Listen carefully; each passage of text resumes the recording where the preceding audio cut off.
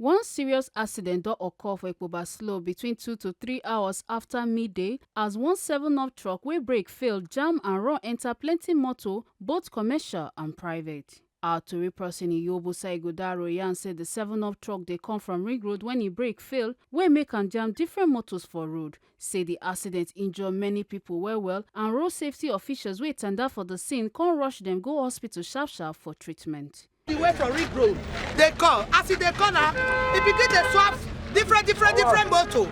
Now this 7-up way for Buso. Now it scatter this motor. Many hit or many times. This motor they don't park. They go different hospital. Not be small accident.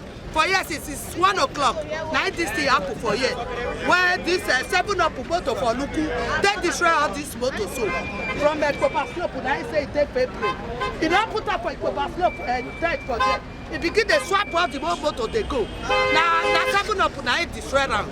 One of the victims, Innocent, wey be bus driver wey im motor scatter for the accident, talk say the thing shock am say the 7-up truck just lose control, come jam im bus and injure many of im passengers. He talk say people struggle to put the victims from inside the motor, but he not sure whether all of them go survive am. Now when I dey call this afternoon, now it happen now, and this afternoon, now it happen. Now this 7-up motor say fail brake, now they destroy the whole motor when they here, finish the whole motor. Many people collapse for inside my motor. They will drag them come out, pull my door down. You see the door, I put the old door down, they drag them come out inside motor. Rush all of them go hospital. We never even know how they work now. When they rush, they know more how they talk. When they drag them come out inside motor. Even 2 husband and wife, when they never pour 2 of the water, can't they sit down, but no one they talk. When they carry they come out. Me na driver for this motor. Another victim wey survive for the accident talk say she dey inside one of the bus when the 7-up truck take jam them and pack all the bus and motor wey dey in front. She say many people wey dey inside the bus wound, but na only she and one other person escape without injury. Only me and one girl let's survive from that minibus. Anybody injured? Yes. Anybody there? They're not there, but they get serious injury. I've closed from work night, so I went to go and do one work at 10. As I was coming, I said let me go to Ewa Road. I took vehicle from Esige Junction to go to Ewa Road. A passenger was trying to stop at this turning over here, so I now shift for the other passenger to sit down.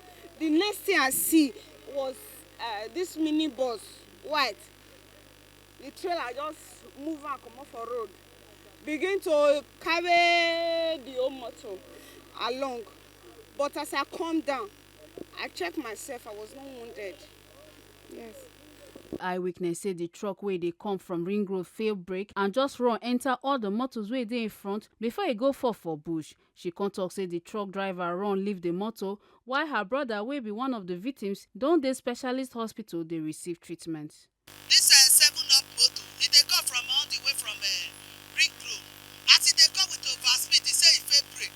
Now it begin to destroy all the old motor. You see all this motor where it full here, so now this driver, I destroy. As it destroy finish, it can't go for inside bush. The driver don't run.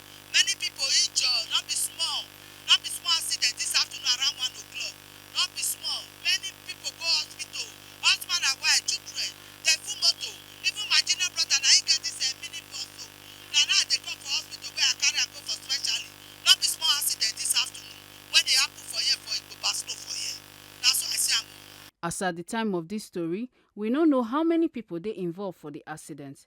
This kind matter na heavy one for heart and make it serve as a reminder to all drivers say make them dey check their motor proper before they carry and comot enter road to avoid accidents wey dey lead to destruction of lives and properties. Make una not forget say as we see am, na so we dey talk am. We no dey take blame. From Ikpoba-Slope, Benin City, Ekata Ojesoli, TMC TV News.